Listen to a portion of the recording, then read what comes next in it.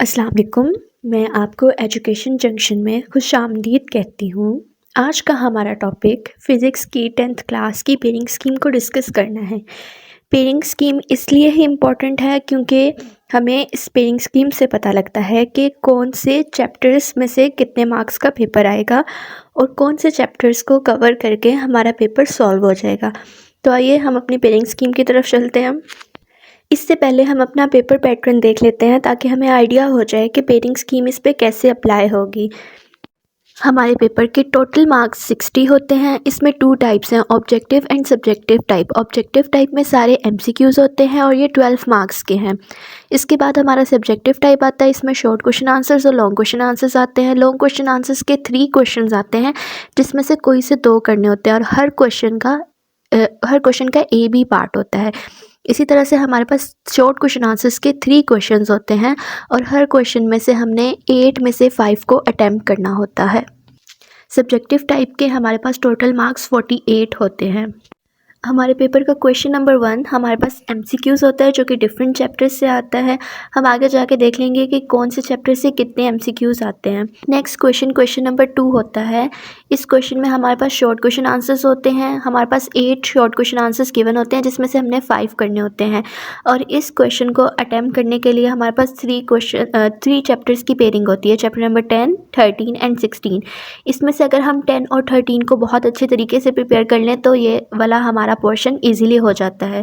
Question number 3 हमारे पास chapter number 11, 14 और 17 की बेस पे होता है। इसमें भी हमारे पास 8 क्वेश्चंस होते हैं जिसमें से हमने 5 करने होते हैं और इस क्वेश्चन में अगर देखा जाए तो चैप्टर नंबर 11 और 14 अच्छे से प्रिपेयर किया हो शॉर्ट क्वेश्चन आंसर्स के लिए तो ये वाला पोर्शन भी हमारा हो जाता है। क्वेश्चन नंबर 4 हमारे पास चैप्टर नंबर 12, चैप्टर नंबर 15 और 18 की बेस पे होता है।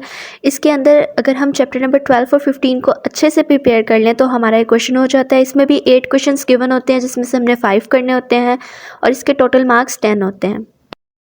नेक्स्ट पोर्शन हमारे पास लॉन्ग क्वेश्चन आंसर्स का होता है जिसमें 2 लॉन्ग हमने अटैम्प्ट करने होते हैं। ईच लॉन्ग 9 मार्क्स का होता है और जब हम 2 लॉन्ग अटैम्प्ट करेंगे तो 18 मार्क्स इस पोर्शन के टोटल होते हैं।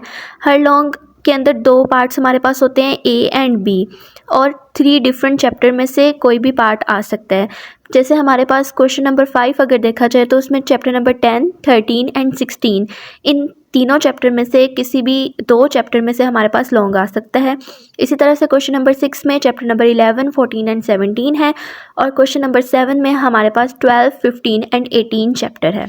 अब हमारे पास यहाँ पे एक फ्लो शीट है जिसके अंदर फर्स्ट पोर्शन हमारे पास चैप्टर्स का है, सेकंड में हमारे पास MCQs हैं, फिर हमने शॉर्ट क्वेश्चन आंसर्स का कॉलम बनाया हुआ है, देन लॉन्ग क्वेश्चंस का और फिर टोटल मार्क्स। इससे हमें ये पता लग जाएगा कि एक चैप्टर में से कितने MCQs, कितने शॉर्ट, कितने लॉन्ग आ रहे हैं और कितने टोटल मार्क्स होंगे। तो जैसे चैप्टर नंबर 10 से हमारे पास 1 MCQs आएगा, 3 शॉर्ट आएंगे और 1 लॉन्ग क्वेश्चन आंसर आएगा। तो इस तरह से इस पूरी फ्लो शीट का स्क्रीनशॉट लेके आप रख सकते हैं ताकि ये बाद में आपके यूज़ में आ सके। और बेसिकली इस फ्लो शीट का ये मकसद है कि हमें एक ही जगह पे सब कुछ पता लग जाए कि कौन कौन से चैप्टर में से किस चैप्टर में से ज़्यादा MCQs आएंगे और किस में से ज़्यादा शॉर्ट और लॉन्ग आएंगे, ताकि हम उन चैप्टर को उस पोर्शन के लिए ज़्यादा अच्छे से प्रिपेयर कर लें। If you liked the video then press the bell icon and subscribe the channel. Thank you.